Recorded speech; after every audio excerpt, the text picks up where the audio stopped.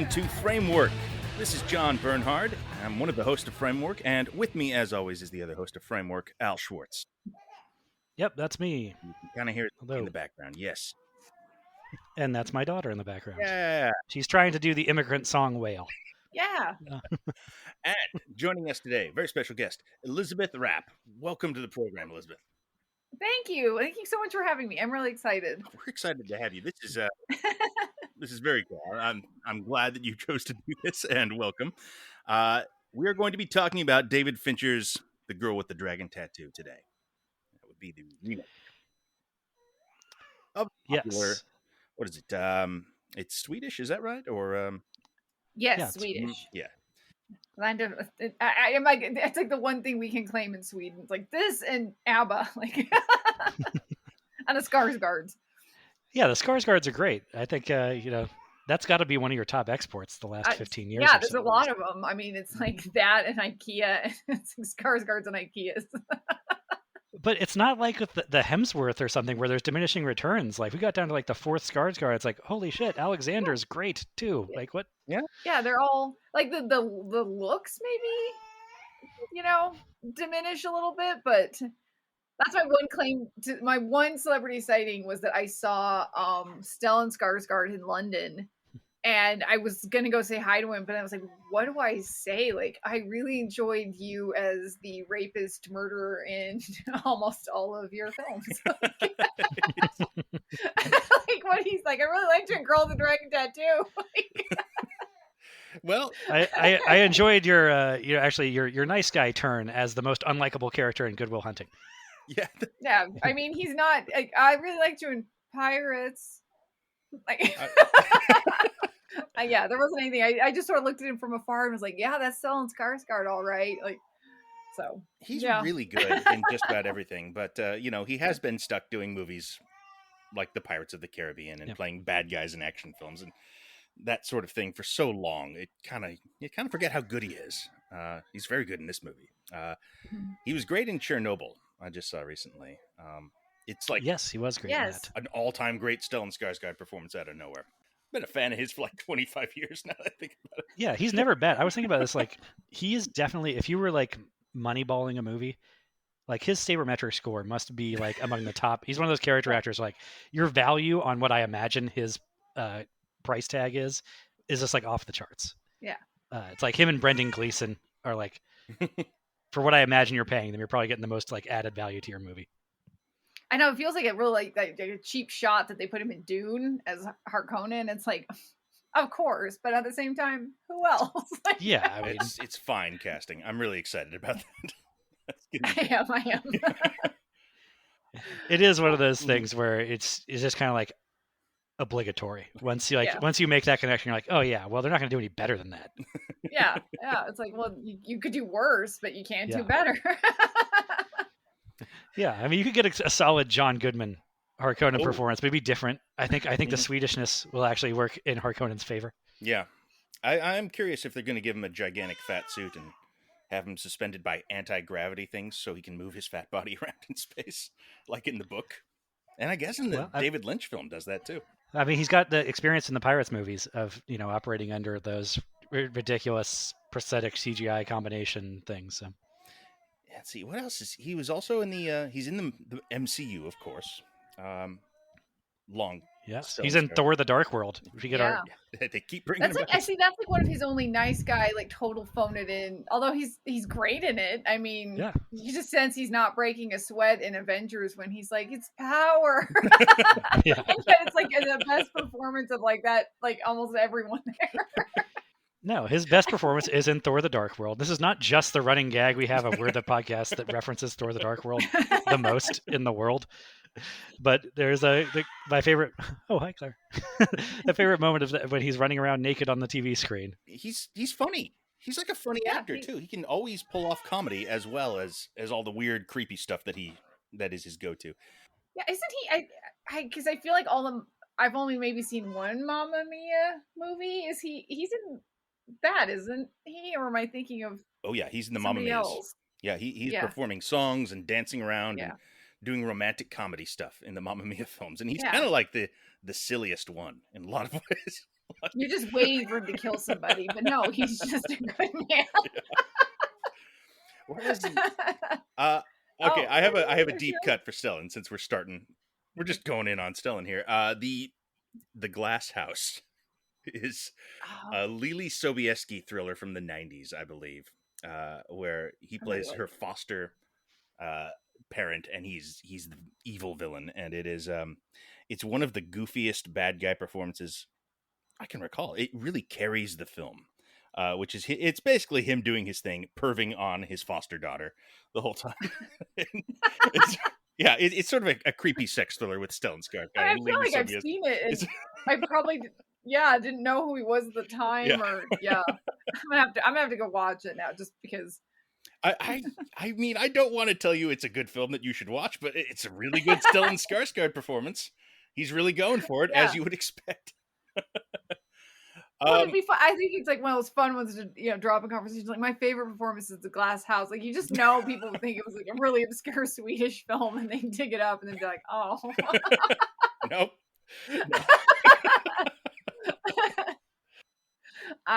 You're like, what? What's wrong with it? Yeah, he's I mean, we could just keep naming Stellan Skarsgård films here, but what we're really here to talk about is, well, Stellan Skarsgård's performance in The Girl with the Dragon Tattoo, the Fincher adaptation. This is kind of this was supposed to be like his big hit, if I recall. This was a coronation film after Social Network. He's going to bring back the R-rated franchise. They spent $90 million on this incredibly popular novel that had been already adapted into a popular series of films in Sweden, and it was just going to be, I guess, presumably what he would be making for the next 10 years, I suppose. I mean, I don't know if that was official, but I think that there was an implicit promise of it. Yeah, I think that was the sense of it. I mean, it was one of those, like, and I guess that's always the doom of Hollywood. And then when it's like the perfect match of like director, it's got the perfect cast, it's on this huge bestseller, but it was like one of those A-list things like in the 90s probably would have been like huge news, highly anticipated. And it's not like it wasn't, but there was this whole like kind of backlash against it. Like, well, it's already been done in a really popular Swedish way. We've all seen that. I mean, it was the rare time Americans had probably seen a Swedish adaptation of a Swedish book, and it was like this had this like almost Rand quality to the, announcement and stuff. And it's like, but I mean, there's also a lot of people who haven't seen it. So it should have been, and it felt doomed from the outset. And I don't really know why, because it shouldn't have, but it should have been a huge hit. It seemed destined, but there was like a kind of backlash automatically that it was, he was treading ground that had already been done, and better that he could do it than David Fincher, which seems really weird to me. Yeah, that's I mean, there are people that will tell you, that the Swedish film is the better film. I don't understand that. I don't either. It has a very made-for-TV quality, which it was. Oh, really? And it's not bad. It's just not, and it's not great, I don't think. No, I mean, I watched it a few months ago, knowing that this was coming up, when we started watching a bunch of Fincher movies, and I was like, I never actually seen that, and I watched it, and it's fine. It's fine. It's really interesting though, in that it's very similar. Like it's a straight adaptation of the book, just like this is. They don't add too much to it, but it is just a little bit less interesting. Like it's just a little bit less well made. A little more flat. Yeah, and I think people really fell for Noomi Rapace's performance more than I think they really liked. That if they could admit it, that they really liked the film. Right. She's cool. It's a great character as presented, I suppose. Like I think the Rudy Mara version is a lot more interesting, but yeah, it's striking. She's striking in it. I mean, there's a reason she's part of all the key art for that entire franchise. Noomi Rapace is. And I mean, I guess you can't understate how popular that book was when this was made, or I guess more likely right before this was made, right around, I don't know what, 2008, 2007, somewhere in there, when these were just like literary phenomenons. Maybe a little after that. I don't know, but just before the movie came out. Elisabeth, have you read them all? I have read at least two of them. I did not. I finally, they're actually written, and it's funny because we were kind of talking about this a few minutes ago, but they're written, and I think a lot of it, I will say a lot of it's probably lost in translation, maybe, but they're not super well written books. They're really quite almost fan fiction-y type of writing. It's really not great writing. I think I did get all the way through the second one because I was so like, did this get sponsored by IKEA? Because every like other line is they sat at their IKEA desk. Elizabeth climbed into her IKEA bed that she really enjoys sleeping in. And we're just like, what the hell? She doesn't strike me as an IKEA girl. Yeah, actually, I'm poor, so I have lots of IKEA furniture. I love IKEA. I mean, Elizabeth. Yeah, but I don't think IKEA needs product placement. Like they're already doing great. Yeah, they're pretty ubiquitous. Like, and it was really strange. It did it in the first book as well, but it was a little more like subtle, and it was a character. Like it talks about now I'm blanking on the character's name, but the Stellan Skarsgaard killer character. Martin that Martin. He's great, he's this great foodie. He loves like expensive food, expensive wine, but all his furniture is cheap IKEA furniture. And I'm like, that's a great character, no. And all his meatballs are IKEA meatballs. Yeah, and maybe that's all he was making. just because they had never had IKEA meatballs, maybe they thought he was a foodie, but it's like, yeah, it became less of a character note and more, and it's really odd in the book that they would run with that she buys all this furniture from IKEA because she's at that point a billionaire or something because she takes all the money from Wennerstrom's. It's like, what's she doing shopping at IKEA? Well, we may have made a framework record just now where it took us like 10-12 minutes to get to the very end of this movie. Usually we get there in like 90 seconds flat. Yeah, right there. Is that the end of this movie though? That's the thing. Yeah. IKEA does have a sort of a Lego quality to it where it's adult fun to Legos put together, Yeah. All you need is an Allen wrench and a friend. That's what my stepson calls IKEA adult Legos. It is. I was really proud of myself for assembling it, but I don't think it's that hard.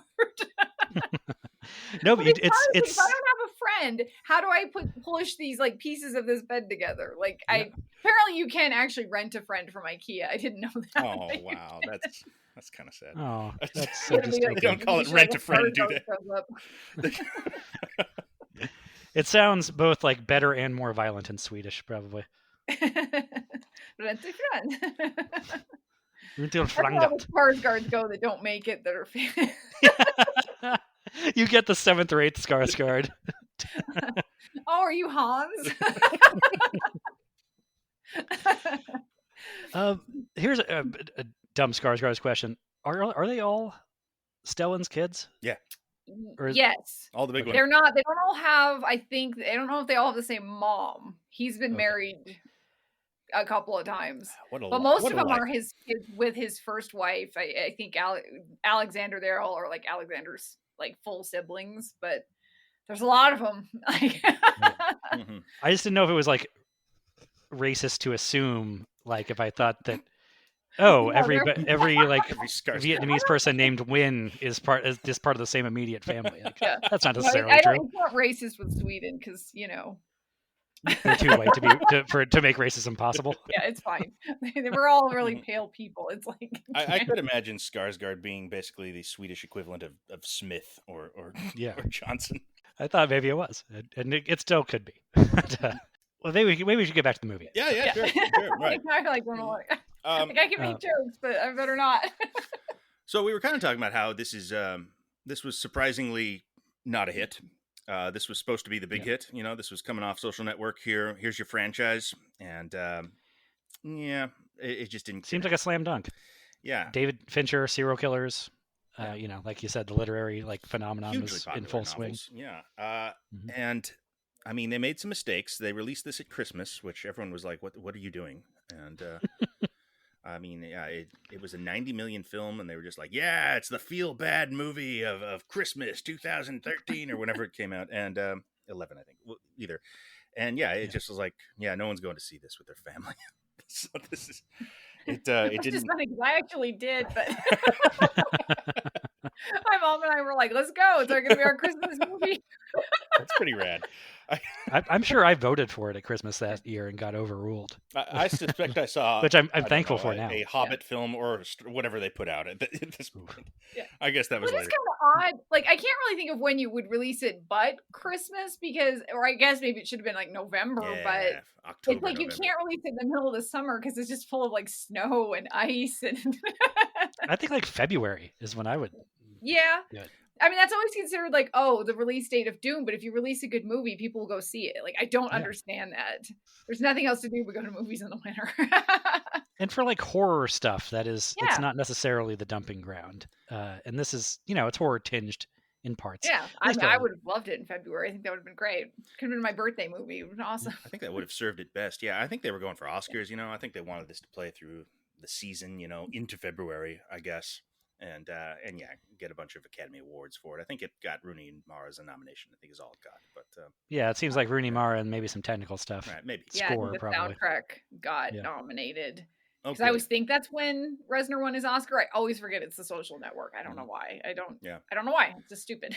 Well, if you told me that they didn't, that this was the makeup one for missing The Social Network with him. Yeah, like I was like, oh, that's why. He won this year too. That's why he won that one. He won them both. Okay.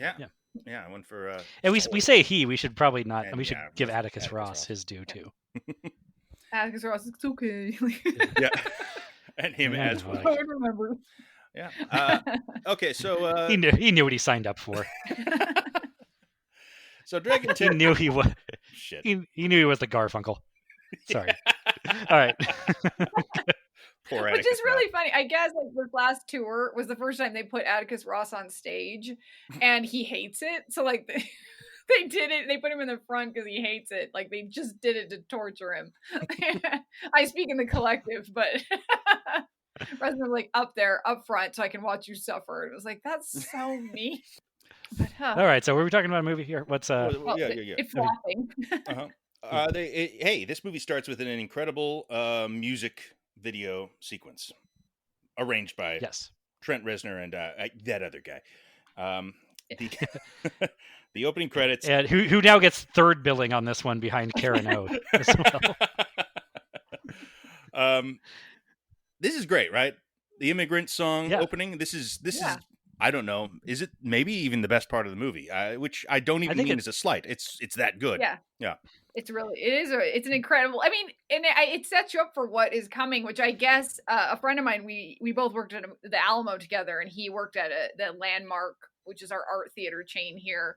And he said they had never cleaned up so much puke as at the beginning of the Girl with the Dragon Tattoo. Like apparently for whatever reason that opening sequence just people just vomited, and it's like that point that's a sign you just to exit the film. Like it's setting you up, I think, pretty well for what kind of movie it is. I'm sure Fincher views that as a badge of honor, though. I would. Yeah. That's great. It's fantastic. I mean, the two contenders for highlights of this movie are the big musical moments. It's the opening immigrant song thing, and then the Enya, sequence. Well, Fincher has facility with those for sure. I mean, we've talked about some of the, what's that one that Hurdy-Gurdy Man really sticks out. He's good at this. He's a music video director, and this is well, I mean, half a Fight Club too. Yeah. Yeah. Where's my mind? I mean, nothing's ever looked and sounded as cool as those guys strutting into the bar to that Tom Waits song. It's a real good skill to have. And it really sets this film up. And the images, this is like it's like a Bond movie on ketamine or something, It's so cool and so striking. And as I was watching it, I was like, why don't I watch this every few months on YouTube? Why am I just coming back to this now? It's phenomenal. You don't like puking? I don't think it's puke worthy. I think it's really cool. I think it's. I don't understand why people threw up, but I guess. Well, I think that the first trailer too, because I remember the world going kind of again. I was surprised that it bombed. That first trailer was cut so beautifully. Like if you were going, if the Girl with the Dragon Tattoo was a song and not a book, it'd be like that's the perfect music video for it. And the way it was the one with the infamous feel bad movie of the year, and it was like this is gonna be great. Yeah, but it does kind of get you hyped up though. That trailer. I mean, he's Fincher's also got, I mean, being a music video director, huge facility for trailers. You know, the Social Network trailer was in a completely different vein, but also really striking, and you know, sort of dominated, like created the template that trailers would then emulate for the next 10 years in very like easily mockable fashion. The whole like creepy slowed down version of an older pop song.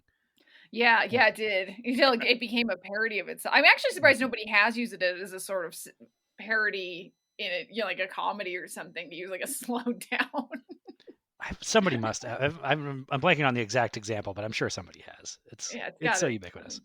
Yeah, I think Suicide Squad really killed that trend. I think that was the last one that was like, all right, no more.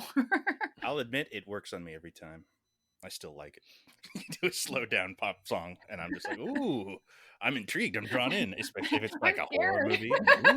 It generally still works. I think the one that like put me over the edge on that, where I couldn't take it at all seriously anymore, was the like gritty Mighty Morphin Power Rangers reboot.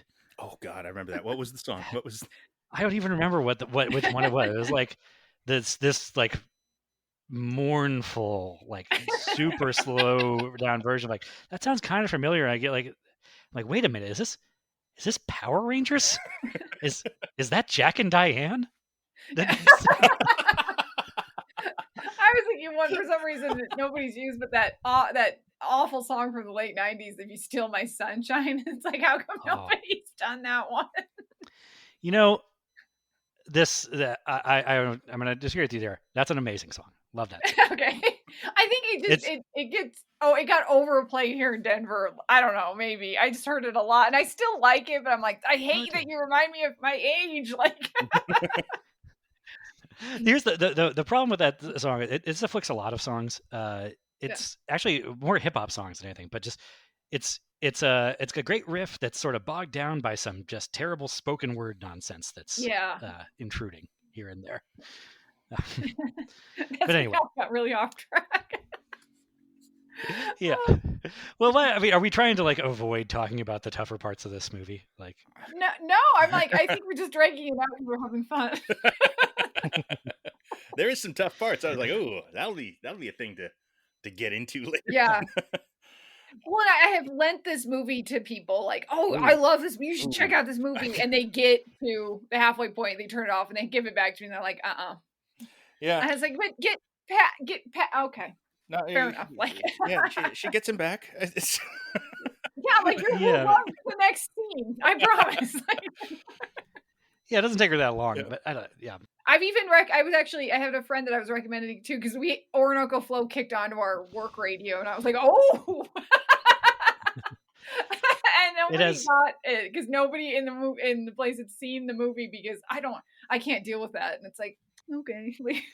You can probably just like look around the room and tell when that Enya song comes on. Yeah, a bunch of people just sort of like who has and who hasn't seen it. Yeah, I think that song would be ruined by this movie if I don't know if it really has been. Yeah. I used to enjoy. I liked Enya. I enjoyed that song.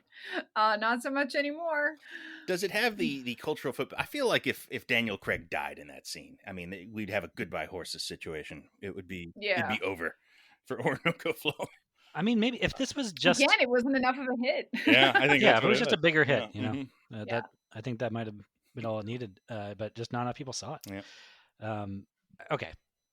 So, John, you're not a fan of this movie, right? I like it actually.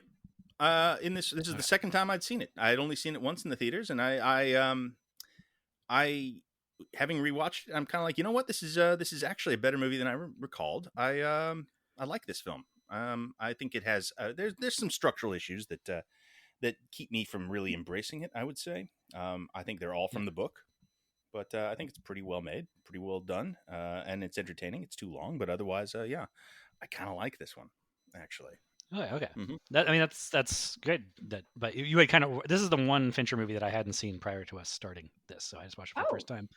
And you had sort of warned me that like this was not one of the good ones. So I thought that you were more negative on it, but I mean, it's great if you like things. Yes, it is. What did you think, Al? I think it depends which of the movies you're asking me about here. It is a bit of an anthology, yeah. Yeah. So if it's the like I Spit on Your Grave exploitation movie that Lisbeth is doing for the first hour or so, then not a big fan of that. And if it's the weird like prequel about investigative journalists having an affair with each other and trying to take down corporate whatever malfeasance that Daniel Craig is doing for the first half hour and then weirdly the last half hour, I was really bored by that. If it's like the middle hour or hour and a half where it's a investigative journalist and an antisocial hacker like work teaming up to take on a cold case with some serial killer stuff, I like that one actually. And I kind of wish it wasn't wrapped in as much of the other stuff. There is a lot of rapping, a lot of. It is. I hadn't really thought of it in that term. I know when I'm watching it, I always think this is like 5 movies in one. But and the book as well. It's like 5 stories in one. And why is this here? And yet I get caught up enough in it that I forgive it. But it really is like the bookends of the Wennerstrom part are really odd. Yeah. And it clumsily weaves it together in the sense of like, we'll kind of come into it and buy the magazine and everything like that, but it doesn't all tie together. It's a very loose thread. Yeah, I think even if I didn't know this was based on a book, I think I would have been able to tell from like the structure that like, okay, this is sequel setup now, and there's stuff here that is there because of source material, not because it made sense with like what attaching that to what the main body of this movie was.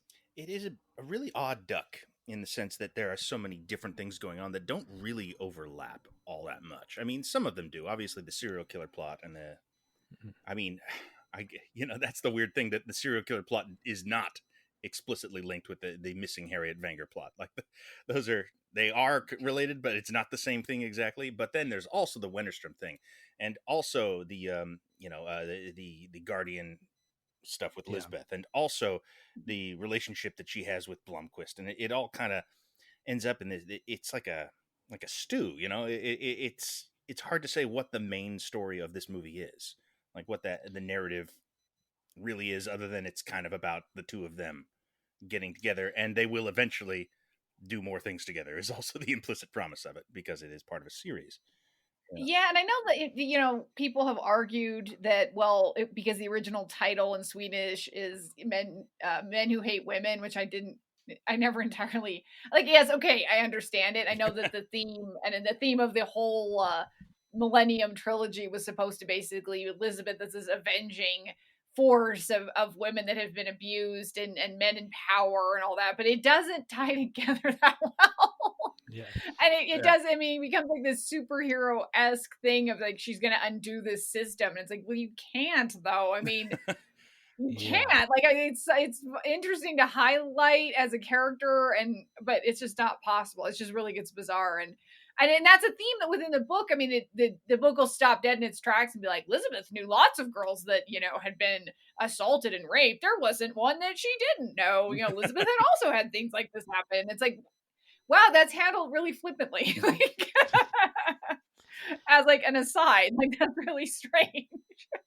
And it doesn't, to me, handle anything with the kind of gravity that a movie that it thought it did, maybe, and that fans of it thought it did. I don't know. It's really strange, and I know that that's supposed to be how all these tie together, is that Wennerstrom is also is abusing women and has these ties to like sexual trafficking and stuff, but nothing is explicit in the book and nothing's explicit in the film, so it doesn't.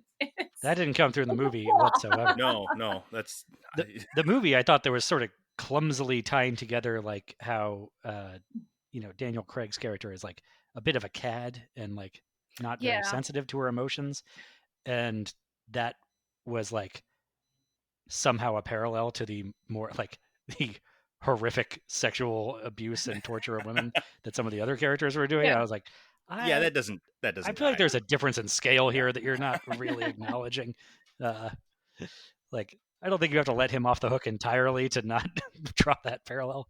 It could be something about systemic kind of sexism, just in the world.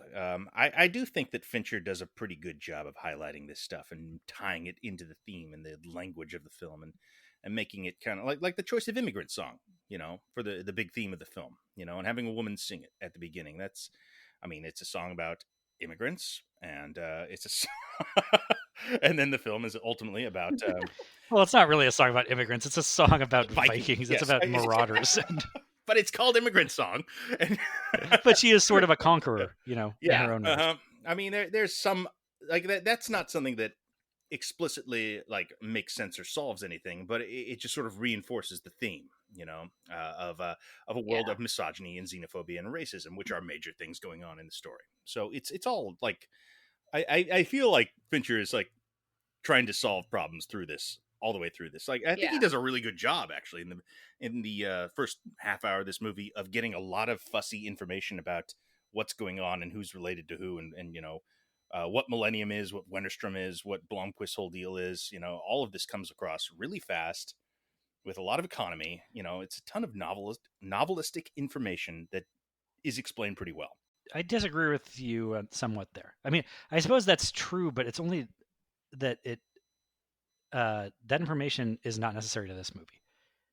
Like, it's front-loading a lot of information for the planned trilogy, I guess. Yeah. But people are going to want it in my view. It's like a Harry Potter thing, you can't do it without Tonks, or whatever they do.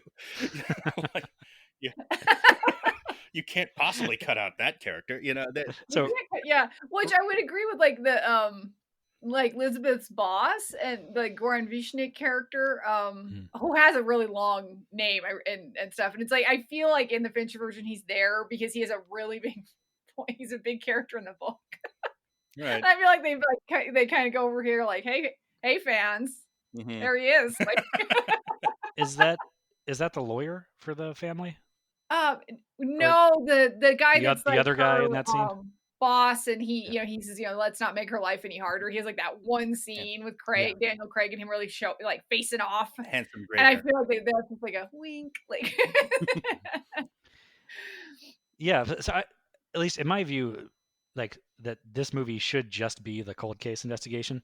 That's the part that I think works, and I feel like more than just making this movie longer than it needs to be, some of that stuff is like taking away from that. That all that other setup I can tell is for other purposes. It's for setting up stuff in the future, or just to nod to the fans. But I think having some more time on the island, like if we could have gotten some more development with some of the other members of the family, given us like some real suspects to like chase down and eliminate. They don't really do that. So like to defray that, like, oh well, Stellan Skarsgård's the only recognizable actor in the family, so guess he's the killer. Yeah, that is a thing. And it turns out that's true. Yeah, that the Ebert's, what is it? The thing, the rule of economy of characters. You get an actor like Stellan Skarsgård in there, and he doesn't do anything for the first 2/3 of the movie. You're like, oh, yeah, you're not casting Stellan Skarsgård just to be the nice guy of the family. Yeah. So that is a thing in there for sure. I think, I don't know. I think they run into trouble.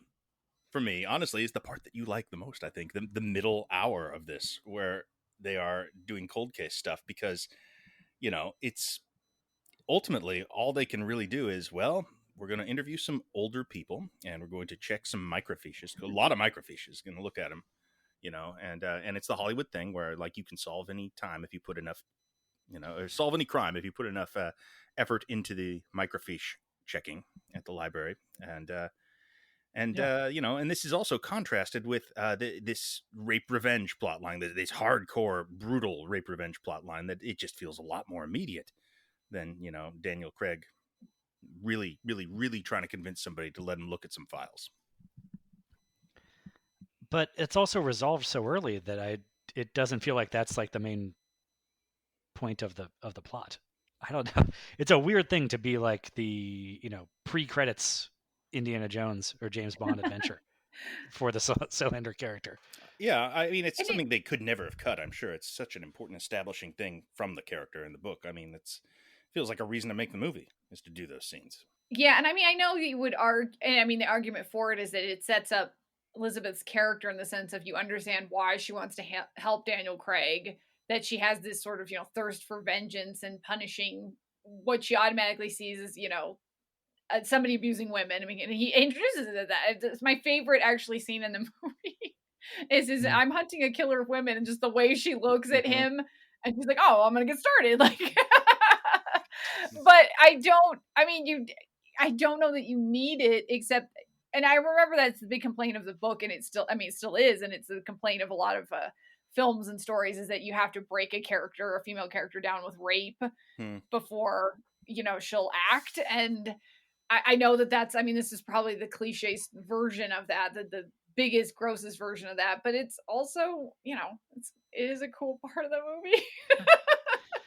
I think there's something to the criticism that, like, you don't really need that extra motivation to be for a character to be interested in hunting a killer of women. Like, I don't think Elisabeth would have been like completely indifferent to that anyway. No. But that's, I'm not big. I'm not like a huge moralist. Like, oh, we should never touch these topics lest we do something wrong. But I don't know. It casts a large shadow, but it's also like kind of resolved very quickly. The whole excuse is that, the whole excuse for it is her revenge scene, and it does feel very cheap. And it's a whole Eurotrash. It's funny. It's elevated Eurotrash. It really is. I wouldn't even say it's that elevated. No, he gets in the muck with this for sure. It's it's gross. It is. It's, what do you call it? I don't know, grindhouse. It's sleazoid. It's willfully disgusting and confrontational to an audience. I do think it's probably, like, honestly, like, having not seen this film since it came out, this is what I remembered of it. This was the main thing. I was like, the Guardian stuff is I think the sticking thing in the film. I imagine if you asked people what's the big thing that happens in Girl with the Dragon Tattoo, oh well, she kicks the dildo up that guy's ass and tattoos his chest. Yeah, that would be what I would have answered 2 years ago. Yeah, but it should be. I think it's strange structurally for that to be like first act stuff. That it's like character establishment for it's like her intro, extended intro, I guess. Yeah, that's the weird thing. Is it almost feels like it gets that thing where an hour into the movie, I'm kind of like, oh, okay, the movie's starting now. Yeah. Like, now the two main characters have met. Yeah. And it's like the Lord of the Rings. Like, it takes a while to get to the prancing pony. Yeah, I suppose so. It takes even longer to get to the scene of, like, the Fellowship all coming together and being like, oh, here's our quest. So in this metaphor, would the rapist guardian be basically the Tom Bombadil of Girl with the Dragon Tattoo? Something that should have been cut out. Yeah. Or a Nazgul, maybe. Tom Bombadil has dodged cancellation long enough, I'd say. Yeah, I agree. Can't wait for the Jezebel article. It's going to take him down. The scene of him, like, looking in on the hobbits as they take their baths. Time to cancel Bombadil. Well, Peter Jackson beat us to the punch. No one's going to come out to Bombadil's defense. Yeah. Well, okay, but so am I the only one who likes the serial killer stuff? That's the part that I think. I love it. I think it's. Yeah. I think the way it's. I don't know. One of my favorite things is the weird, creepy voiceover of the Bible verses. Again, it's like a music video, really, the whole aesthetic of it. And yeah, I find all that really enjoyable and creepy. And Elisabeth hunting down all the various locations, and the weird way it's shot too, because you feel like at any point the serial killer is gonna pop up behind her shoulder, even though this is a cold case. Like, it has tension. I really enjoy it.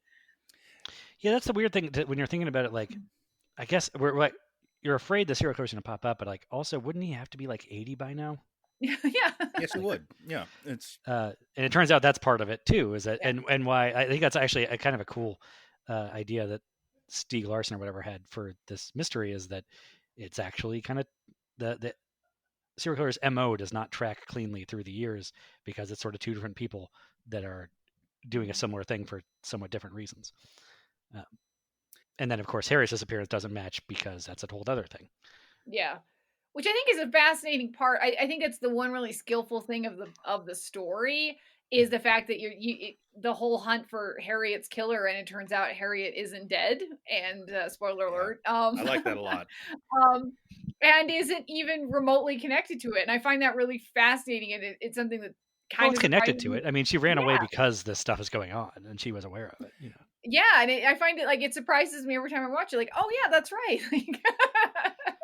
That's weird because it was so unsurprising to me. I thought that it was like from the opening scene where it's like, I mean, it. I guess maybe it's just something like clicked with me where I was like, hang on. It seems weird to me that his assumption is I get these paintings in the style that my niece who disappeared and we never found the body used to give me, and I get a painting in that style every year. I'm like, and your assumption is that her killer must have learned to paint like her. Well, it's pressed flowers. And is taunting you in this way. Yeah. I love that. It's like an O. Henry tragedy or something like that. That I mean, it is technically the best possible resolution for these characters for what's his name, Henrik Wenger, the Christopher Plummer role. But then there's this sort of melancholy that he spent 40 years thinking that she's been murdered, and he's being tormented by a serial killer. I do like the dramatic irony that she sent those to try and like give him comfort and reassurance, and then he took them as this like salt in the wound. Yeah, it's great every year. But on a more like basic plot level, I was like, wait, why are you guys all assuming that I don't understand that. My assumption is no, she's still alive. But I mean, and that's that's bolstered by something like it's a corollary to the whole law of economy of characters. Fraser, like, what's the simplest explanation? Harriet's still alive, or the serial killer studied her in a way he didn't study anyone else? Yeah, to taunt her surviving family. Well, they don't know it's a serial killer. They think it's just, he just thinks it's a family member. But yeah, I think that I knew this time because I remembered that. But I think when I first saw it, Fincher tricked me into thinking that it was a Hollywood style theatrical serial killer who does shit like this. So it surprised me the first time as I remember it. And that was cool. See, my way of approaching it though was that it's the Hollywood style of where it's the twist ending here is going to be that it's not what the characters are assuming it is, and so the twist is going to be that she is actually still alive. Also, it turns out I've been working on if we're going to do our David Fincher bingo card at the end of this run, faking your own death turns out to be a thing with Fincher. Yep. Yeah, that's a thing. He does some real suicides, and then he does some fake suicides, and then I'm not sure where to classify Fight Club, where he does shoot himself in the face. It's just sort of I don't know if doesn't actually kill himself. I still don't understand why that works in the way it is presented as working. No, it's because the end of Fight Club is not the thing. Yeah, that's right. Mm-hmm. It's everything else. Yeah. So, I mean, I like all that. I do enjoy the Christopher Plummer plot. I like that he's kind of doing, like, I don't know, his Knives Out character a little bit. It feels like when he's sort of charmingly chatting up Blomquist about like, yes, my family is a true gaggle of treacherous and criminals and Nazis. Ho ho ho! And yeah, I wanted more time with them then. I did too. Yeah. He's very fun, and I mean he's always good. Like Christopher Plummer always just nails it, and he's just elevates anything that you put him in. So good casting there. They should have put him in Lord of the Rings when Tom Bombadil got canceled. And that is, it's funny that you mentioned that about the Knives Out element, because I feel like that's something that Fincher added to this movie that the Swedish version doesn't have. Is that, and I don't remember the book really having either, but there's a very almost an awareness that they're in a movie, a Hollywood movie about serial killers, like they're and. Like Henrik is the one character that sort of does that. Like, oh yes, if you are a detective, you must always consider the man who hired you. Like, yeah, and I'm sure that's a line in the book because it's like word for word the dialogue. But it cracks me up because it's like it's seemingly so aware with all the tropes. Yeah, it does. It also seems like a line that's easier to type than it is to say. Yeah. This is why he buys into the serial killer idea, though, is because he behaves like a character in a movie. He thinks he's in a movie. He doesn't take the. He's like, what else would it be? Like. Yeah, and I don't know. I mean, you got some other movie shit in here. You live in a world where people are mutilating cats and displaying them as swastikas on your yard. That's a thing that's going on. I don't think I even noticed that was the cat was bent into a swastika shape. Yeah, I 'cause he's can't the say that. Nazi. I was gonna say what? It's- That I always get really upset at that part. Maybe that's why I was like, Yeah, I was just so upset by the mutilation that I wasn't Yeah. like focusing on the shape very much. I was like, oh, gross, broken. Well, you elbows can't and really stuff. make a great swastika out of a cat, it turns out. But I think it's definitely the he effort did is his there. best. My wife, as soon as the cat was introduced into this film, 20 minutes in, when he shows up at the house, cat shows up and she says, "Does something happen to that cat?" And I was like, "Yes." Oh, it definitely does. Yes, that cat gets fucked up. And she was like, "Okay, I'm out. I'm done." And she bailed at that point. Yep. It was clear that cat was like 2 days from retirement in its first scene. You're like, oh no, this cat's not making it to the end. It's probably like a day before his birthday too. They just yeah. Well, it was probably either like at a certain point, like, okay, either the cat or Daniel Craig is making it to the end credits, but it's not going to be both. It could be that Lisbeth can't save Daniel Craig, and she takes the cat away with her as her sad ending and reminder of him. But it can't be both. I feel like that's Fincher completely embracing the European element, because like the Europeans will kill animals so gleefully in their movies. That's not, and I know that's somebody famous even said it, that Americans will forgive anything but a pet dying in a movie. And Europeans will kind of look the other way. I'll accept the cat die. It's if the dog dies, that's when it fucks me up. I can't get back into the movie after that. I always tell people that I lend the drop to, I'm like, the dog makes it. It's okay. You'll enjoy this movie much more knowing that. That is a website, isn't it? You can look up, does the animal die? And does the dog die on this? Yep. Yeah. It makes a lot of sense. Some people can't take the dog dying. I kill more dogs in movies as far as I'm concerned. Just kidding. I don't. Oh, fuck off. No. No. Yeah. All right. So, but about the serial killer stuff that Fincher's really good at, I do think that it's also something that disappointed me about this. I think Stellan Skarsgård's serial killer character is really good, and that whole sequence where he captures Daniel Craig is I think like the standout part of the movie. And I kind of like wish like, oh man, if we could have got like 2 more scenes with Stellan Skarsgård doing his serial killer thing, like once the veil has been lifted, then I don't know, like we might talk about him as one of like the one of the big time movie serial killers. Yeah, he's great, and that's a great sequence. It's really fun. It's well written. It's scary. I mean, he's got these, it's theatrical in a way that the rest of the movie isn't, I would say. I mean, this is a movie that has some theatricality, but this scene is, he's got monologues about the challenges and pleasures of being a wealthy serial killer, that Stellan Skarsgård pulls off completely. Yeah, it's this really unsettling thing where he's talking about something that feels kind of true also. Yeah, everything he says, he really imbues with a lot of honesty. It's the stuff like where he tells him, it's that moment where they realize they're not getting away. That right there, you're doing it.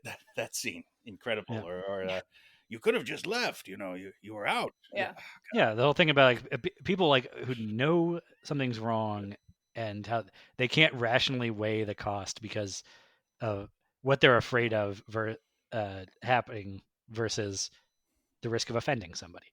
Yeah, I've taken that as life advice. Like every time I think, I don't want to be rude, I'm like, nope.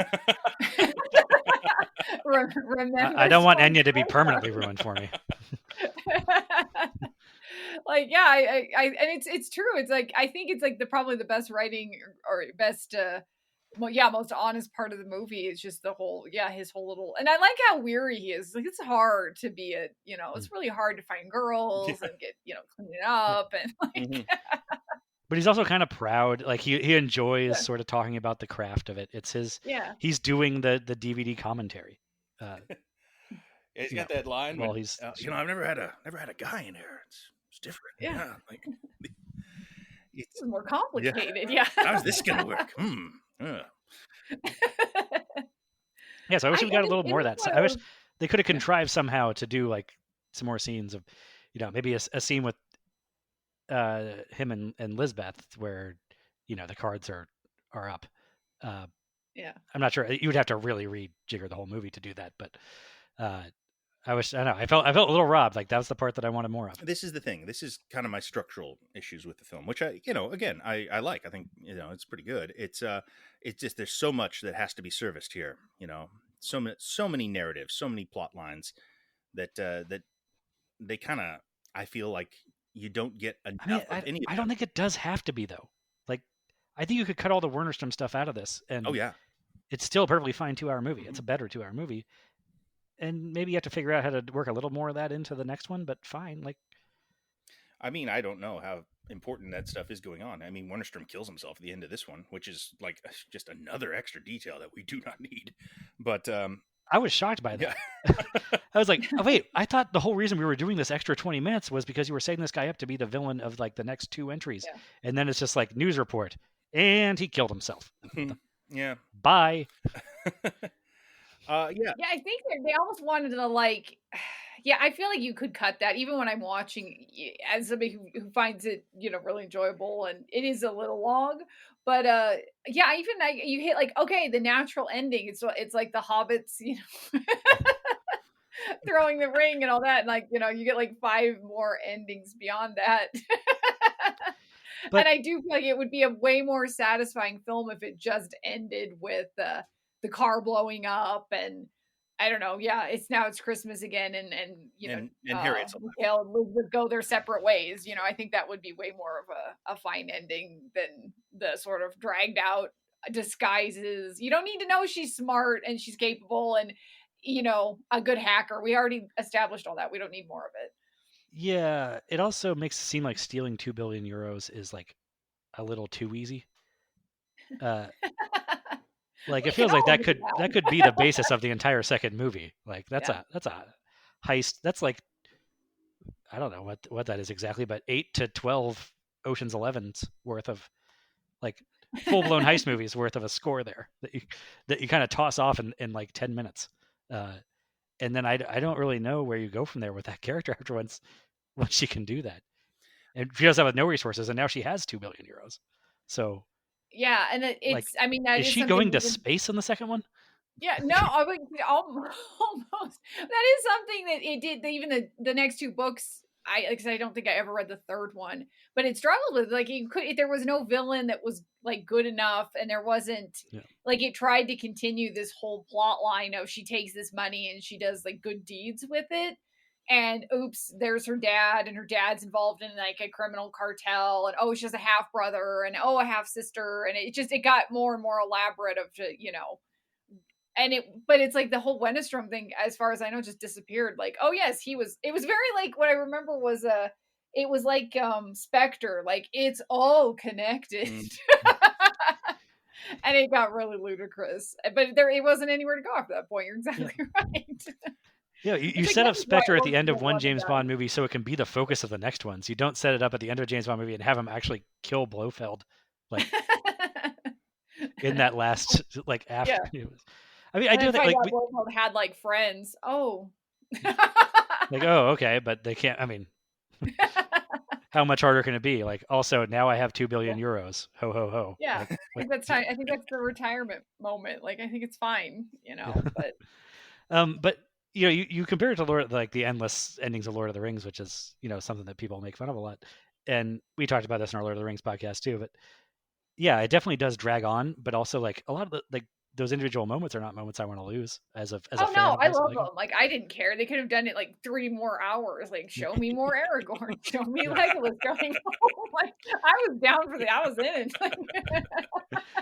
it. And so there's some stuff at the end of this movie where I'm like, I like the end, the very last bit that it ends on. I think is a really nice character beat of like, she feels like she has really opened up her, emotionally, to let this guy in, and he is completely oblivious to that, and how that sort of leaves her back in the cold. I like that. I'm not sure you need the whole 20 minutes before that to get to that point. Yeah, but I like that as a note to leave on. Yeah, I mean, it's almost like she. I don't know. We're kind of haven't really spoken much about Lisbeth Salander here, and I feel like Especially she in is that. the main reason this film exists and the main reason that anyone would be interested in or excited about these. It's not Mikhail Blomkvist. Like, Daniel Craig's a great actor, does what a great actor does in this. He's a great choice for a crusading celebrity journalist that you end up liking. Like he's good in it, but I don't give a shit. I'm not sure I agree with you there. Really, you don't like him in this? Well, no, he's fine in it, and he's not wildly miscast, but I think he's a little miscast because I think he is James Bond inescapably. Yes. And so he's a little too rough and tumble for what I think the Blomkvist character is supposed to be. I take your meaning, but I don't know that I don't know that I like that character better if he's less. No, and there's also something to it that's really like one of the coolest parts of this movie is how part of Lisbeth's like superhero work is that literally it makes James Bond into the damsel in distress. Yeah, that's the fun of it. That she is saving. Mm-hmm. And that's kind of cool. Yeah. For the other 2 hours of the movie, he feels a little too rough and tumble. Like, I don't feel his desperation. He's like, "Oh, I'm going into debt. I can just go back to MI6." You handle everything surprisingly well. But I mean, I don't care about this guy. Is my point. Yeah. Like No. Blomkvist, fine. Like it's you got a good actor for it, but beyond that, like I don't give a shit about this guy one way or the other. Not really. Not when you got this other character here that is clearly, like I don't know. Blomkvist is like, I don't know. He's like the Will Graham in Manhunter, and Lisbeth is, this metaphor is terrible. Yeah, wait. I was say, who's the more? Is she the Dollarhide? No, she would be the Hannibal Lecter in the sense that she is the major pop cultural figure that is kind of coming out of adult cinema. That is, an iconic, major figure. An archetype being established in a sense. This is, this is the breakout character. This is the one that is important and the one that you could build a franchise around. And I guess Blomkvist is in those stories, but he's not on the poster. Yeah, and I mean, she really is like the only female character that sort of approaches that sort of like loose cannon cop type of character, Yeah. Like a Martin Riggs or a Eddie Murphy or something like that. Because there hasn't been a female version of that. And I always thought it would be fun if somebody tackled it, and I've always tried, and I've never really succeeded to write one. But I feel like that's the closest that she is. It's like, oh, she could be like this cool, because she is sort of a loose cannon in the sense of she's edgy, she's possibly has like Asperger's, like she doesn't seem to know how to relate to people. Yeah. And that's a fun character to stick in all kinds of situations where she would become like a crime fighter in a way. Yeah. But I don't think that Blomkvist is a great like Danny Glover character. He's not a good Judge Reinhold. Like, he's not straight laced enough. Not a good foil. Yeah. Mm-hmm. Yeah, to be a foil for her loose cannonness. Yeah. And Daniel Craig is good casting in the sense of you understand why she would be attracted to him. Because like I think that was the big problem with the Swedish one for me. It was like, Do you know who that is? Who played Blomkvist in the Swedish version? Was it Stellan Skarsgård? That'd be funny. No, it was just a very bland Swedish guy. Like I'm sure he's got a fan following. Bad guy from John Wick. Yes. No, sorry. So it's Martin IKEA the Third.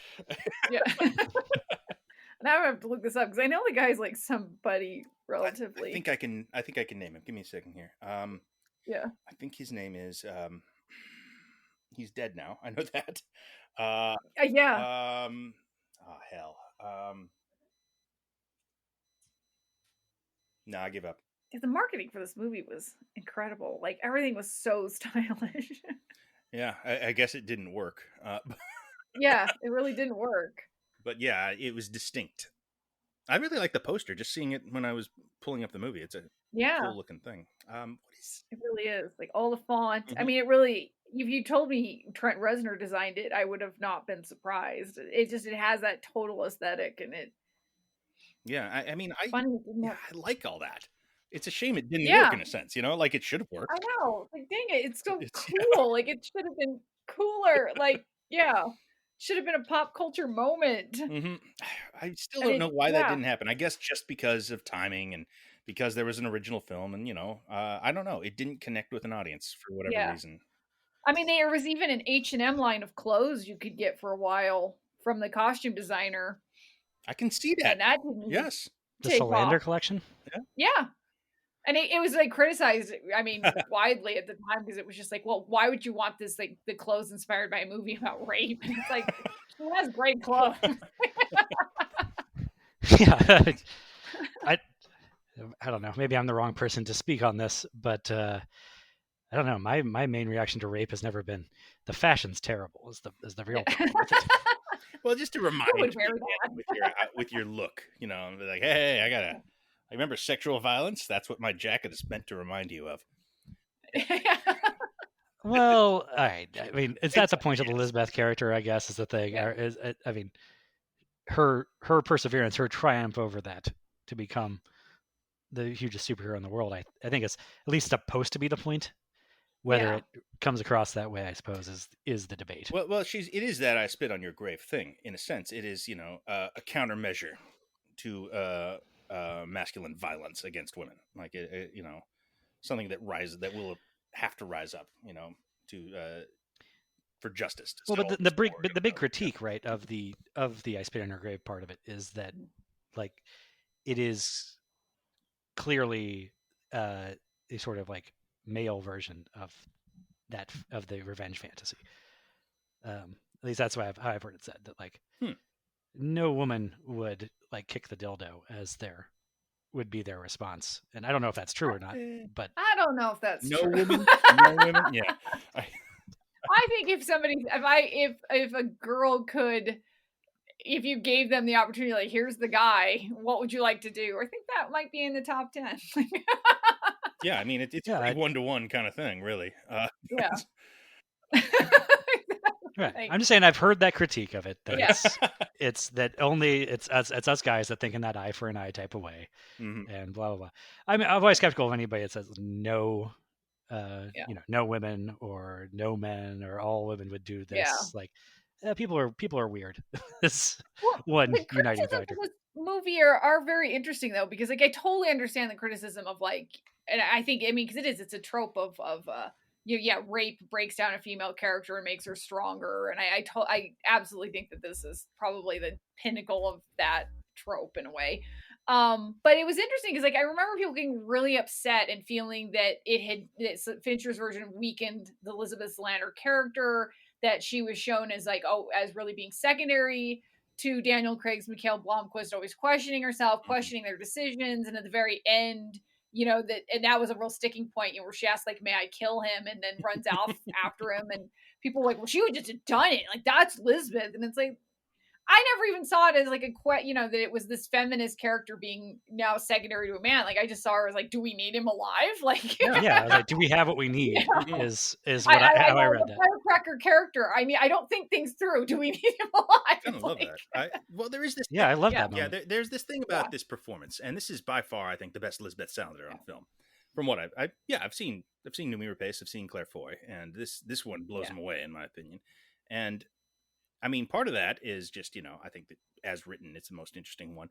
I can't deny though that like there's a vulnerability to this version. That this one is a lot less confident, a lot less master of all around her than those two.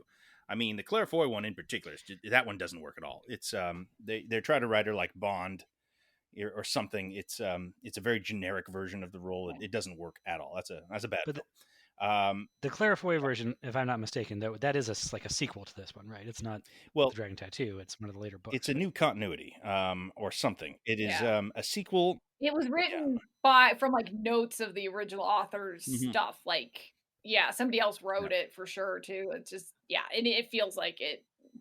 Wait, so is it an origin story? No, No. It takes place after, but it's like almost like it was. I think because he supposedly had planned more and more and more novels, and then he died. And somebody took over the estate and the characters and it was one of those situations like he left a desk of unfinished novels and notes, and we will continue them. And you read it and you're like, this is probably not. Yeah. It's not really fair, I think, to judge an artist based on the notes that were like left scribbled on in their desk drawers when they died. Well, it's not so much like they knew they weren't ready. Yeah, they were just trying to keep the thing going. I think there's probably been at least 3 or 4 Lisbeth Salander books after Stieg Larsson's death, and that is an adaptation of the 4th, technically, canonically, I believe. So it would be a sequel to I think it's the 4th. The Girl Who Kicked the Hornet's Nest, which would be the 3rd book in the series. They made the 3 films in Sweden, so it would be a continuation of that if you cared at all, which, it seems like the people who made that film didn't particularly. It is, if I recall, I guess what I just meant by that question was it makes sense that the Lisbeth after this movie or this story has taken place, like now she's in her superhero mode. Yeah.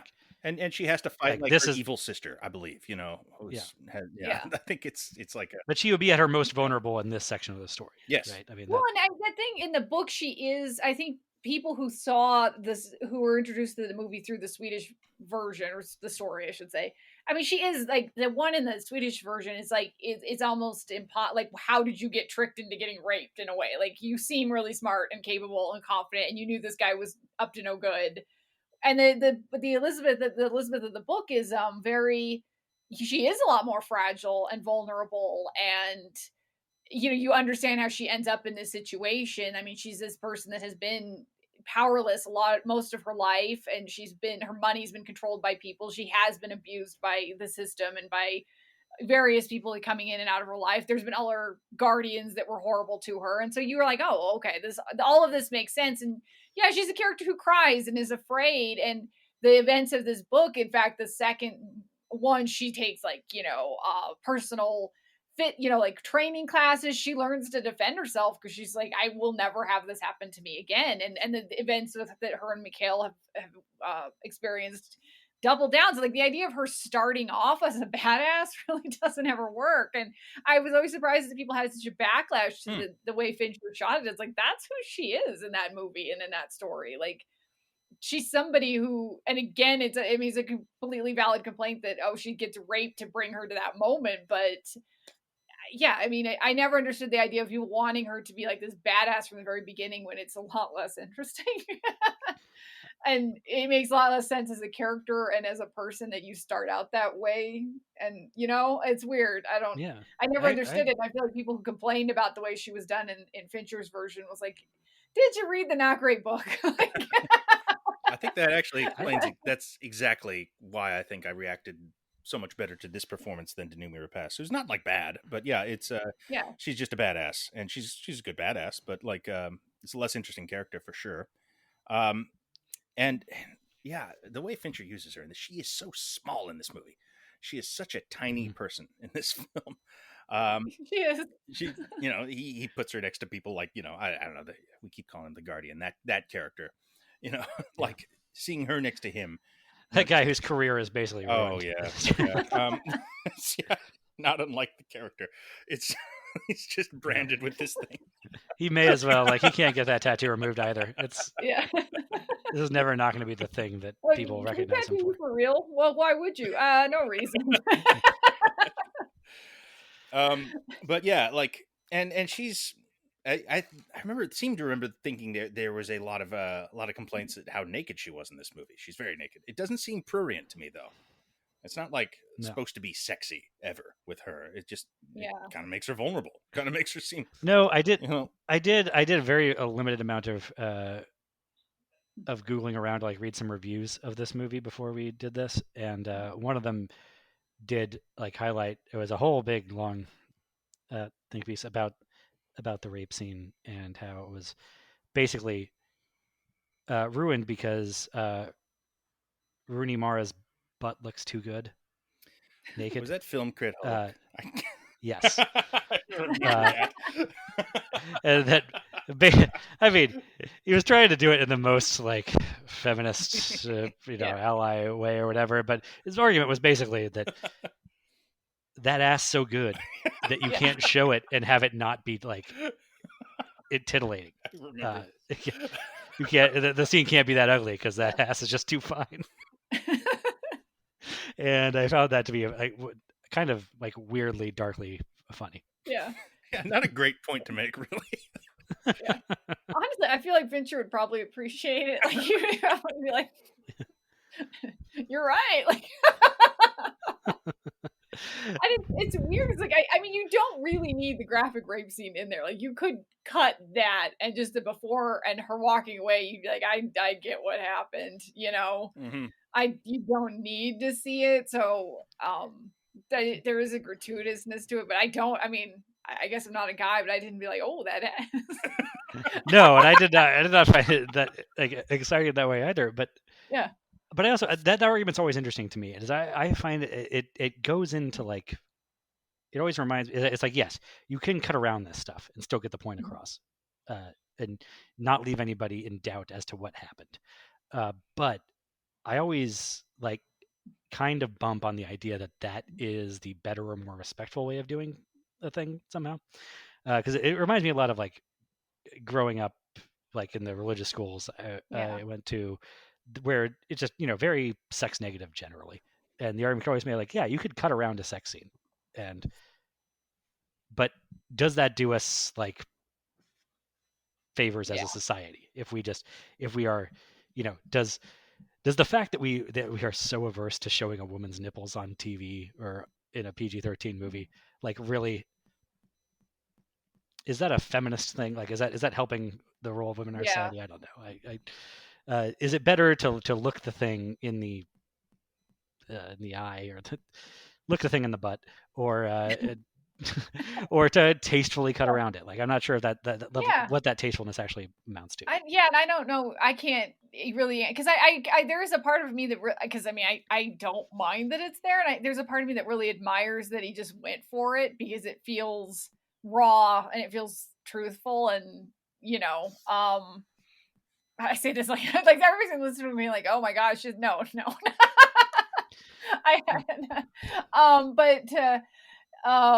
Yeah, I mean, I think there's a lot, and I think it is a nice contrast. It makes it for such an adult movie, because then you do get the sex scenes with her and Daniel Craig, and they're very tender and they're very nice, and you get to see Elizabeth sort of take control of being like, you know what, I've got this guy here and I just really want to go to town on him, and I kind of appreciate that. I feel like it's a really adult movie, and you don't have a lot of adult movies, which is probably why I do enjoy this one a lot. Is you get a nice contrast of that, and you get Elizabeth being kind of victorious in that, and getting to take control of her sexuality again, and getting to take control of consent. And although I almost feel like Daniel Craig doesn't consent. Yeah, it feels like there's a little bit of catch up there, where he is just sort of like, okay, I'm down, but are you sure? And they're just like making it just kind of clear, and like, all right, this one's not that troublesome. This is supposed to be like about her getting over it or something. So it is a difficult film at times. It is a challenging movie. It really sets it out to make itself, an unpleasant movie to watch in a lot of ways. And that's, there's no way to adapt this material without doing that, I think, is the point. Oh yeah, I wouldn't want to see the PG-13 version of this. Like, yeah, as much as there's parts of the R-rated version that I'm not huge on. Oh my God, it would be so much worse to try and tone it down. Right. Yeah. So I mean, I guess you kind of have to do that, especially since it's expected in a sense.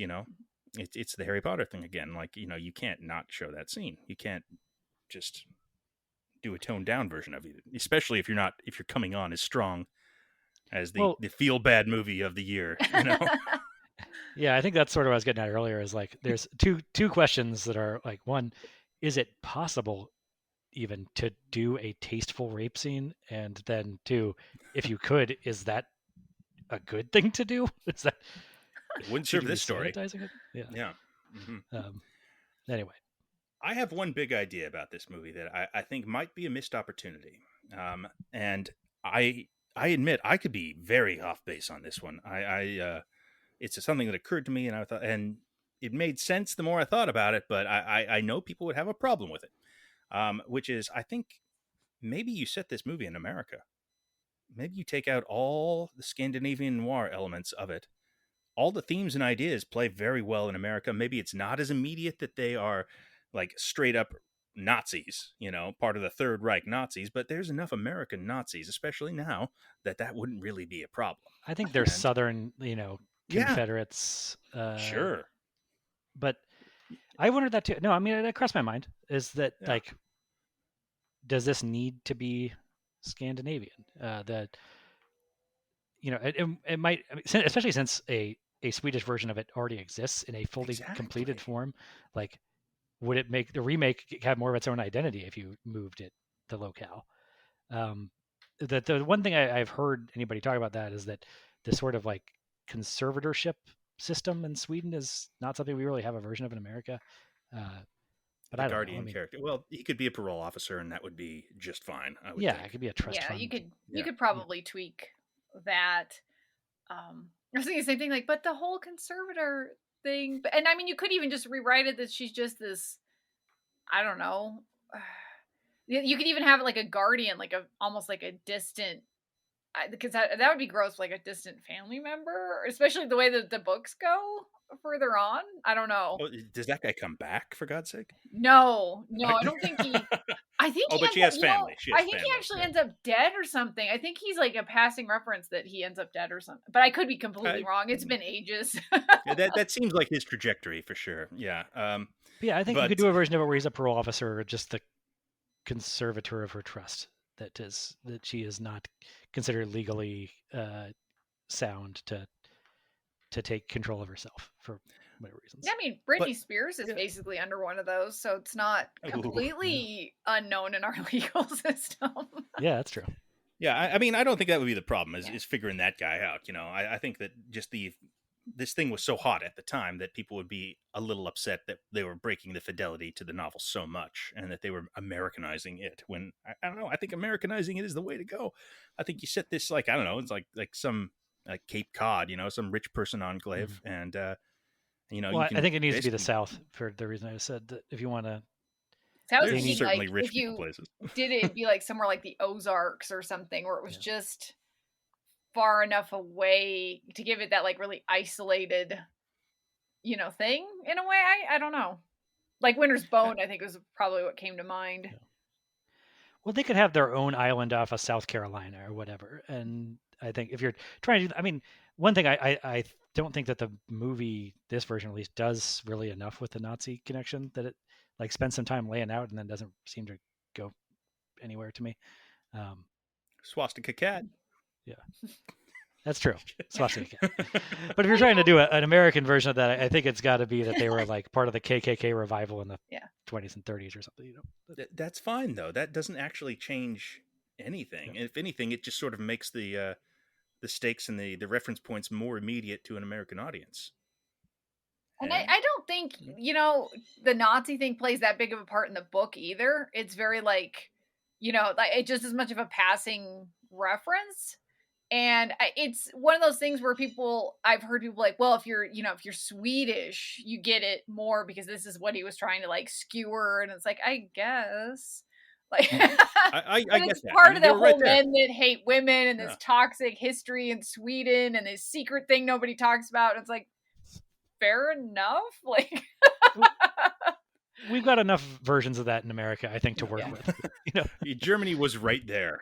I get that there'd be some screwed up stuff with people's grandparents for sure. Yeah.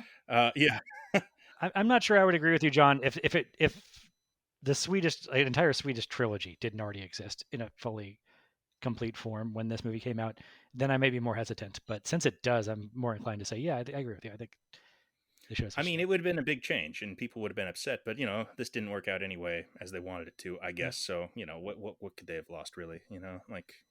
Well, you're making a movie for the second time in 5 years. You should make a sweeping change to it of some sort, I think. Yeah, I mean, that is the thing. Like, this movie does already kind of exist. It's just not quite as polished, not quite as well constructed, in my opinion. Some people prefer it. But yeah, it seems like maybe not the best use of somebody of Fincher's capabilities to retell this story, I guess my main thing with this movie, when you come right down to it, because I do think it's good. And I mean, the story itself has some there are reasons it's not my favorite story. It's reasons I didn't come to the books or anything. But like as a Fincher film, yeah, I think he does a pretty good job with it. It just seems like in his filmography, like one of the less necessary films. One of the things that is less important to him, maybe, or to any of the people doing it, except for Rooney Mara, who's clearly, who's there to give her all and do the performance of her life. But everyone else kind of just like, showing up for work and being professional, but is there passion behind this, really? Well, I guess that's the thing to say about this is, in my estimation, this movie's not badly made or anything. It's just like the fourth best serial killer thing in David Fincher's oeuvre, and like definitely the second best like decade spanning murder investigation thing. And we'll get to Gone Girl soon, and so it's like the second best tackling of like thorny rape issues. And a best-selling book, because Gone Girl was pretty huge too. Yeah. Yeah. Well, I mean, I think in the early, when we were talking about like Seven and Alien 3, we were kind of dismissively talking about his airport novel adaptations. And I don't know. I think we've kind of moved off of that as we've gone through the filmography. I guess this is kind of the movie we were talking about, but even this one does seem to, he rises above. I guess this doesn't feel like, I don't know, one of the lesser Grisham adaptations of the 90s or something like that. It's it's no, just like I said, movie. Within his filmography, it's not the best example of anything, I don't think. Yeah. Even like the Lisbeth character is kind of iconic, but I don't know. I think when we get to Gone Girl, that is a better, female protagonist. Is she the protagonist? We'll okay. The next time. We'll get to that later. Yeah.